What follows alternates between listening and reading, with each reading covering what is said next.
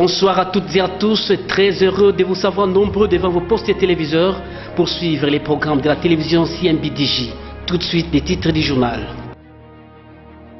Pour mettre fin aux désordres constatés au poste frontalier de Kasumbalesa, le Premier ministre Augustin Matata Ponyo a, pendant son séjour au Katanga, instruit le directeur général de la DGDA d'effectuer au sein du poste douanier de Kasumbalesa un changement de tous les chefs de division. Installation officielle ce mercredi à l'hôpital général de Kinshasa ex-Mamayemo du comité provincial de l'association des infirmiers du Congo AIC. Voilà tout pour les titres, mesdames, messieurs, bonsoir encore et bienvenue à cette grande édition de la télévision CMBDJ.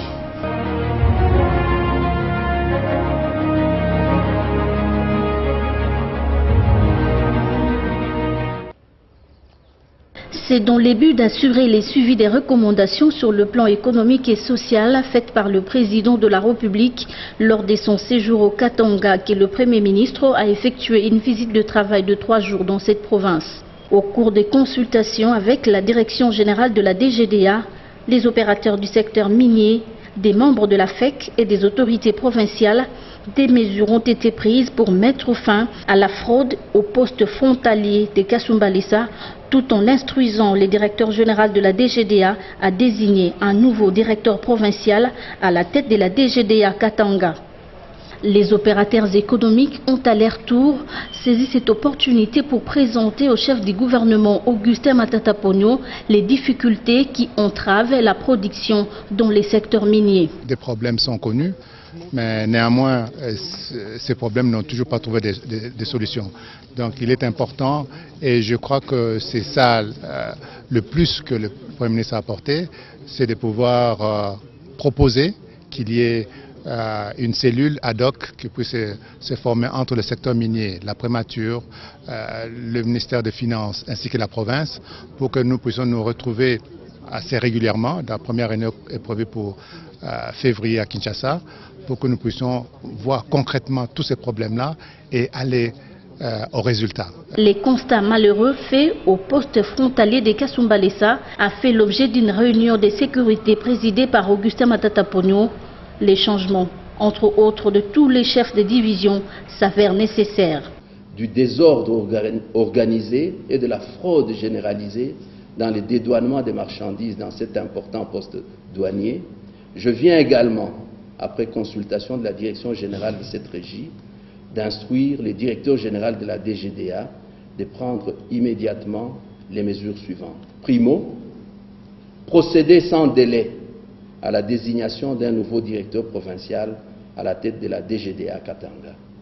Secondo, effectuer sans tarder au sein du poste douanier de Kasumbalesa Whisky un changement de tous les chefs de division exerçant les fonctions de sous-directeur ou d'inspecteur, de tous les chefs de bureau assumant les fonctions de contrôleur ou de receveur principal, ainsi que de tous les attachés de bureau de première classe exerçant les fonctions de vérificateur ou de receveur. Et tertio, d'étendre ces changements à tous les autres postes douaniers de la province du Katanga. Pour les chefs du gouvernement, cette mission a permis de cerner en début de cette année 2015 les problèmes qui ralentissent la transaction financière afin que le gouvernement y trouve des solutions adaptées. Et à cet effet, le chef de l'État a fait un certain nombre de constats. Et parmi ces constats, on relève la fraude fiscale. On relève les détournements. On relève l'évasion fiscale. On relève la contrebande. Et le président de la République est soucié de redresser l'ensemble de ces insuffisances, nous a instruit de pouvoir descendre sur terrain afin, ensemble avec le ministre des Finances, de trouver les voies et moyens pour des solutions idoines. Après une visite de travail de 3 jours, le chef du gouvernement a regagné Kinshasa comme pour dire que le gouvernement fait de la mobilisation des recettes budgétaires l'une de ses priorités.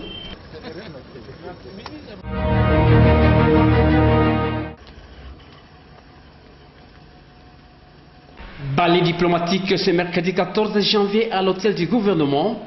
Tout d'abord, le Premier ministre Augustin Matata Ponyo s'est entretenu avec l'ambassadeur du Canada en République démocratique du Congo, Ginette Martin, nouvellement nommée. La coopération entre le Canada et la RDC était au centre de cette rencontre. Et de sécurité des Nations Unies. Si notre candidature est réussie, ça va faire 20 ans que la Suède n'a pas été représentée au sein du Conseil de sécurité. Donc nous trouvons que c'est le temps pour la Suède d'y prendre part. Nous sommes un des contributeurs au système des Nations Unies les plus importants du monde, le 6e plus grand bailleur de fonds en termes économiques, et ceci est assez remarquable par rapport à notre toute petite population de 9 millions d'habitants. Nous avons une très longue tradition de solidarité et d'engagement à travers le système des Nations Unies, surtout ici au Congo, où nous avons eu des femmes et hommes suédois participant dans toute opération de maintien de la paix qui se sont déroulées ici au Congo. Voilà, donc l'appui de la RDC pour notre candidature vaudrait beaucoup. Ensuite, c'était les tours de l'ambassadeur de l'Italie. Les deux personnalités ont fait les tours d'horizon de la situation économique de la République démocratique du Congo. Collaborazione economica, commerciale e politica con l'Italia. Nous avons fait un tour d'horizon de la situation économique de la République démocratique du Congo, et aussi nous avons vu de quelle façon nous pouvons améliorer le climat des affaires et favoriser les investissements de l'Italie. Les relations entre l'Italie et la RDC sont très bonnes et nous sommes en train de travailler encore pour améliorer les relations au niveau politique, économique, de la coopération et culturelle. L'ambassadeur de Suède a quant à lui sollicité l'appui de la République démocratique du Congo pour la candidature de la Suède au Conseil de sécurité des Nations Unies pour la période 2016-2017. C'était ma première rencontre avec le Premier ministre, donc d'une part j'ai voulu le féliciter pour les efforts qu'il mène avec son gouvernement, avec son cabinet pour renforcer les capacités, renforcer le climat d'investissement ici en RDC et renforcer la gouvernance. Tous des éléments très importants, surtout après une période aussi difficile qu'a connue la République démocratique du Congo. Pour ces diplomates, une fois élus, la Suède va œuvrer pour une meilleure transparence. L'option militaire est maintenue pour neutraliser et résoudre le problème des FDLR, mais la force de la MONUSCO attend les faits verts du gouvernement pour agir de manière résolue contre les FDLR. Le porte-parole de la MONUSCO affirme qu'incessamment cette opération sera lancée pour des raisons sécuritaires. La date ne sera pas révélée. Martin Kobler a été très clair, nous attendons le feu vert du gouvernement pour entamer les opérations contre les FDLR. Une fois de plus, la force de la MONUSCO, les RDC sont prêts à entamer ces opérations dès que possible et dès que le feu vert sera donné. Cependant, dans les territoires des Béni, des progrès significatifs ont été enregistrés dans la conduite de l'opération Umoja, ayant permis la récupération à ce jour des différents bastions résiduels des ADF. Tandis qu'au sud Kivu, les opérations lancées contre les FNL et les Maï Maï ont porté des fruits. Donc il faut tout simplement retenir qu'elle a permis aussi d'inciter d'autres leader de groupe Maï Maï qui écume un peu la région a proposé leur édition. Le général Abdallah Wafi, lors de la dernière conférence de presse, avait ici exprimé la volonté du chef FNL à se rendre. Je pense que les pourparlers sont en train d'être menés ou des contacts sont en train d'être menés pour en tout cas ramener la paix dans cette région-là, parce que ce sont les populations civiles qui en ont le plus besoin. Et aussi, il faut restaurer l'autorité de l'État, et c'est ce à quoi la MONUSCO et les FRDC s'activent ardemment sur le terrain.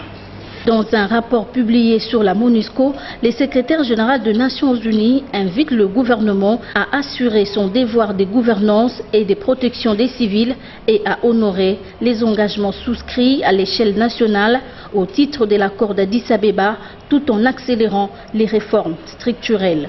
Le chef des Nations Unies a exhorté le gouvernement de la République démocratique du Congo et ceux des pays voisins à maintenir fermement leurs décisions et à agir de manière résolue contre les FDLR. S'il est vrai qu'une solution purement militaire ne pourra à elle seule résoudre le problème de FDLR, elle est à présent devenue, par la propre faute de ce groupe, inévitable. À ce jour, la force de la MONUSCO a mené 1914 patrouilles armées, dont 592 nocturnes, et fourni 69 escortes.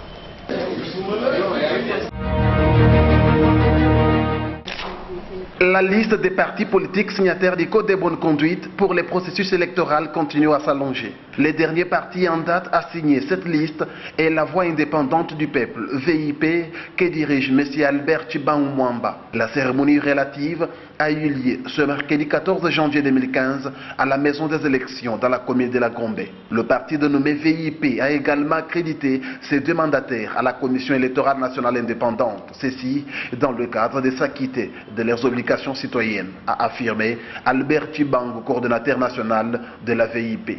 Donc c'est ce code en principe que nous sommes venus signer aujourd'hui pour nous acquitter de notre obligation citoyenne. Nous sommes un parti politique né pour conquérir le pouvoir et l'exercer de manière responsable. Donc à notre niveau, quoi de plus normal, quoi de plus logique que de venir aujourd'hui, sur l'invitation de la CENI bien sûr, répondre à cette obligation citoyenne. À cette même occasion, le mouvement de réveil de la jeunesse congolaise, MRGECO, a procédé au remplacement de ses deux mandataires à la CENI. M. Moukadil Boya Roger, l'un de ses mandataires, reconnaît la responsabilité qui lui revient.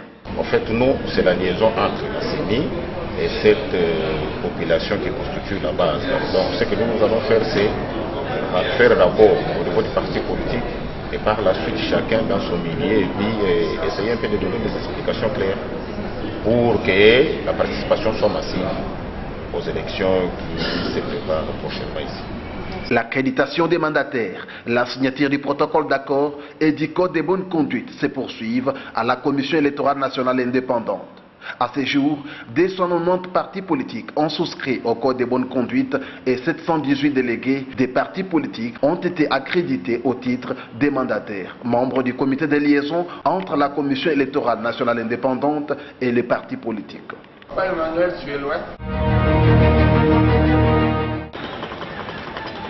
Le président national de l'Association des infirmiers du Congo, AIC, a procédé ce mercredi 14 janvier à l'installation officielle du comité provincial de l'AIC-Ville de Kinshasa. La cérémonie s'est déroulée dans la grande salle de réunion de l'hôpital général de Kinshasa, ex-Mamayemu. Le nouveau comité urbain de l'AIC va désormais être piloté par Bouakanda Bibi Marie-Jeanne de la zone de santé de Kisenso. Son élection a eu lieu le 17 décembre 2014 au siège de la Solidarité syndicale des infirmiers du Congo, SOSICO, situé au quartier Matongé dans la commune de Kalamon. Dans son mot de circonstance, la présidente de l'AIC Kinshasa a déclaré que la vision du comité qu'elle dirige est de porter haut l'étendard de cette association sur toute l'étendue de la ville-province de Kinshasa. Le numéro 1 du comité provincial de l'AIC n'a pas manqué d'exprimer ses sentiments à cette occasion. C'est parce que nous avons été élus, il y a eu des élections qui sont passées, on a été élus. Maintenant je suis très fière parce que je sais que je vais bien servir les métiers que j'ai choisis. On doit les servir en conscientisant les infirmiers. Nous devons passer pour que l'infirmier retrouve l'identité perdue il y a longtemps et chercher à combler l'écart. Quand on parle de l'écart, nous savons qu'il y a quelques failles dans les hôpitaux. Alors nous voulons faire de l'infirmier, l'ancien infirmier, l'infirmier de l'époque belge. C'est ce que nous voulons. Le président national de l'AIC, Keka Lengoy Richard, a pour sa part donné quelques recommandations au comité nouvellement installé. Pour ça, les lots, les bango, les canards vraiment, l'infirmier, place soya zali. Na kuena ba recoin comme on dit en français. Batala bango et dans la il y a public comme il y a privé. Bazab infirmier, ba kende, ba sala musala potana posala ba. Le président Keka a également mis à la disposition de la présidente du comité de l'AIC Kinshasa tous les documents nécessaires pour le travail. Les souhaits de Richard Keka est que ces comités travaillent dans l'unité, la solidarité et l'amour entre les infirmiers et envers les malades. Cette cérémonie s'est immortalisée par la prise d'une photo des familles.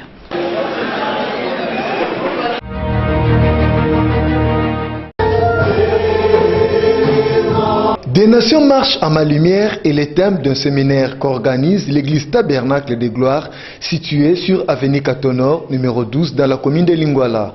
Pendant 7 jours, les chrétiens venus de différents horizons seront édifiés par les éminents prédicateurs autour notamment de la compréhension de la parole de Dieu pour entrer dans son héritage, comme l'explique le pasteur Jean-Claude Toumba, représentant légal de l'église Tabernacle des Gloires. La célébration de la foi, c'est un rendez-vous divin, où Dieu rencontre son peuple au travers de sa parole. Et au travers de ces célébrations, les âmes sont sauvées, les vies sont changées, la parole de Dieu est annoncée avec abondance. Nous sommes en train de conquérir l'année par des actions de foi, des confessions de foi, et tous les actes prophétiques importants. Il est prévu également au cours de ce séminaire des temps forts de prière, de délivrance, des restaurations accompagnées de la louange et adoration pour préparer le peuple de Dieu à bien débuter l'année 2015.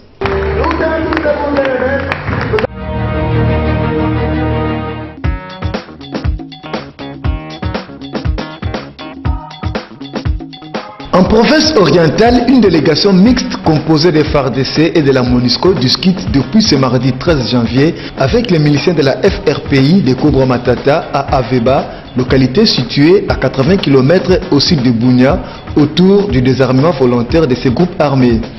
Ces miliciens refusent de se rendre et exigent notamment l'amnistie. Au Nord Kivu, les FARDC ont repris le mercredi 14 janvier le contrôle des localités d'Mpofi, Luvingi, Kigoma et Kalenge qui avaient été investis le week-end dernier par le milicien Maïmaï Tcheka. Ces miliciens avaient pillé des boutiques et extorqué les populations de ces villages. Au Kasaï oriental, la population de Lusambo se réjouit de l'érection de leur cité en chef-lieu de la future province de Sankuru. Les chefs des 32 groupements du territoire de Lusambo ont organisé à cet effet des manifestations de joie populaires pour exprimer leur soutien aux députés nationaux qui ont adopté le vendredi 9 janvier la loi fixant les limites des provinces en République démocratique du Congo. Au Katanga, 5 corps sans vie ont été retrouvés en 3 jours à différents endroits de la ville de Likasi. Selon plusieurs sources sur place, certains corps portent des traces de coups de poignard. Le commissariat de la police de Likasi a appelé la population locale à collaborer pour démanteler les auteurs de ces tueries.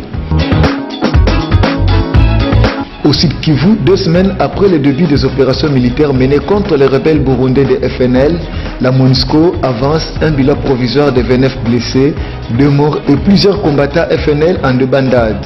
Les FARDC parlent de 39 tués depuis le début des opérations Sokola 2 en octobre dernier et 4 des 20 groupes armés actifs au Sud Kivu sont complètement démantelés.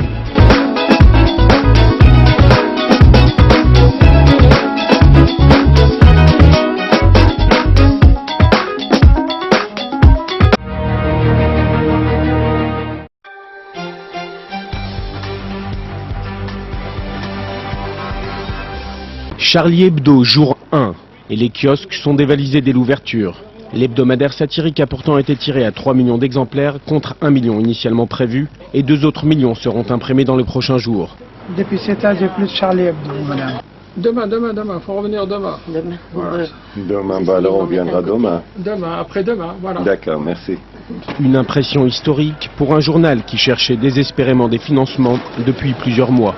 Dans un mouvement de solidarité planétaire, les demandes affluent et Hollywood compte parmi les présents. On remercie aussi Clooney, Georges Clooney, qui peut s'abonner parce que comme ça, toutes les femmes du journal auront son adresse. De l'humour encore et toujours chez Charlie, mais déjà cette sortie des rescapés suscite des remous dans le monde musulman. Shaouli Alam, l'un des dignitaires islamiques les plus influents du Proche-Orient, juge la caricature de cette une raciste, injustifiée et attiseuse de tension. Une réaction qui en dit long sur la sensibilité qui entoure tout ce qui touche à Mahomet au sein du monde arabo-musulman. Cette publication est la continuation de la lutte entre l'islam et l'Occident. Aucun des deux camps n'a intérêt à voir se prolonger cette confrontation. Une réaction qui fait écho à une vague de contestation déjà enclenchée sur Internet, où certains radicaux voient dans une surenchère provocatrice une justification de l'attentat contre Charlie. Des réflexes qui éclairent des lignes de fracture toujours présentes après la manifestation d'une unité presque internationale. Mais des fractures qui existent également au sein du monde musulman. Le quotidien d'opposition turc Cumhuriyet a publié mercredi 4 pages du dernier Charlie. Et même si le Premier ministre turc était Charlie dimanche dernier lors de la grande marche d'unité à Paris, le quotidien turc prenait la précaution d'imprimer ses feuillets après le dernier contrôle nocturne de la police. Funérailles de citoyens français en Israël. 2000 personnes venues rendre hommage aux 4 Français de confession juive. Yoav Attab, Philippe Braham, Johan Cohen et François-Michel Saada étaient tués vendredi dernier par un djihadiste français dans une épicerie cachère parisienne. Comme la dernière pièce d'un détachement annoncé, les 4 familles les ont voulu enterrer à Jérusalem. Président de l'État, Premier ministre, officiels, proches et anonymes français comme israéliens sont venus dans l'immense cimetière du Mont du Repos. Le gouvernement français décidait d'être représenté par sa ministre de l'écologie pour accompagner ses citoyens tombés. La France sans les Juifs de France n'est pas la France, comme l'a dit le Premier ministre. L'histoire a créé une relation indestructible entre la République et les Juifs de France. Des liens indestructibles que la France récompense. La Légion d'honneur a été remise à titre posthume aux citoyens tués. Et la ministre de continuer en affirmant que l'antisémitisme n'a pas sa place en France et que la détermination de son gouvernement serait sans faille dans la lutte contre des actes visant des Juifs. Des mots qui entrent en résonance avec ceux du président de l'État hébreu. On ne peut ignorer le fait que ce terrorisme persécute de manière très ouverte le peuple juif. Des Juifs visés comme symbole d'une république laïque et tolérante, comme étaient visés des policiers en uniforme ainsi que la presse à travers la tuerie de Charlie Hebdo. 3 symboles martyrs sur lesquels l'unité nationale se reconstituait ce dimanche en France. Mais les 3 millions de marcheurs n'effacent pas chez certains la perception d'une réalité différente. Tout le monde est persuadé que ce n'est pas les 3 millions qui sont allés dans les rues qui vont changer la réalité. La réalité est la réalité. Et on a tous de fortes inquiétudes que d'autres événements tragiques vont arriver. Des événements qui arrivaient déjà en France avec la séquestration et l'assassinat d'Ilan Halimi en 2006 et l'exécution de 3 enfants et d'un jeune père dans une école juive de Toulouse en 2012. Tous étaient enterrés dans ce même cimetière des montagnes de Jérusalem, accompagnés comme ce lundi par de nombreux Français. Dieudonné, visé depuis lundi par une enquête pour apologie du terrorisme, après avoir écrit qu'il se sentait Charlie Koulibaly, s'est défendu en évoquant l'humour, mais le droit français a posé des limites à la liberté d'expression et l'a placé en garde à vue ce matin pour apologie du terrorisme. Alors quelles peuvent être les conséquences judiciaires d'une telle garde à vue? Est-ce qu'il peut y avoir un durcissement des juges face au vu des attentats de ces derniers jours? On a posé la question à maître Gilles William Golnadel, avocat. Écoutez-le. La justice française aujourd'hui ne plaisante pas. Ça tombe bien, ça tombe tard parce qu'elle a longtemps plaisanté, la justice française. Par exemple, ce qui me vient à l'esprit tout de suite, c'est lorsque les juges avaient relaxé Euro-Palestine, lorsque cette association, qui dit bien son nom, avait espéré que des soldats français tombent en Afghanistan. Vous voyez, on passe de l'un à l'autre au gré de l'émotion. S'il est entendu ensuite par un juge d'instruction, il peut être évidemment mis en examen et puis placé sous contrôle judiciaire ou alors renvoyé directement devant le tribunal correctionnel pour être jugé immédiatement. Et dans ce cas-là, effectivement, les peines pourraient être comme celles que vous venez d'indiquer. Encore que ce qu'il a dit pourrait encore une fois être discuté par son avocat sur le terrain de l'humour, sur le terrain de l'euphémisme. Et ce que je sais, moi, c'est un peu différent au niveau des propos que ceux pourquoi ont été condamnés récemment d'autres Olibrius. Mais le fait est qu'on est plus total dans l'émotion que dans le droit froid, si vous voulez. Bon, donc tout peut arriver.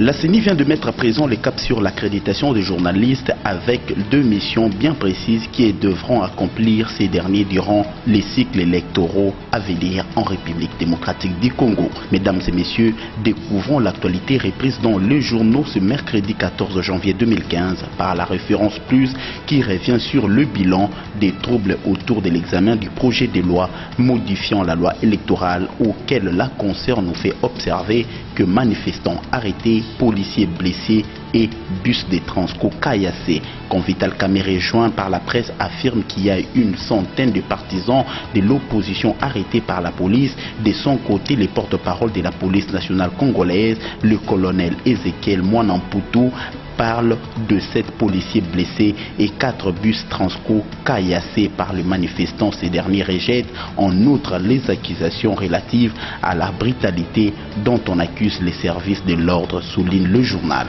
Le vif du Congo au regard des enjeux politiques de l'heure n'arrête de se poser des questions, de savoir pourquoi 2016 fait-il peur. Brève analyse du journal, la démarche qui s'observe ce dernier temps tend à provoquer une crise politique qui culminerait avec la tenue de dialogue que réclame l'opposition. Or, qui dit dialogue en RDC dit au finish distribution de cartes au besoin, le cadre d'une nouvelle transition, s'exclame le confrère. Comme annoncé dans l'intro de cette revue de presse, la CENI s'est engagée à poursuivre l'opération d'accréditation de parties prenantes aux élections. Pour ce faire, l'observateur titre « Lancement à Kinshasa de l'opération d'accréditation des journalistes ». Ces derniers devront contribuer à la transparence, mais mal utilisée, elle peut induire l'opinion en erreur, pensent ces derniers. La conduite des journalistes sera donc suivie à la lettre pour éviter des actions irréfléchies,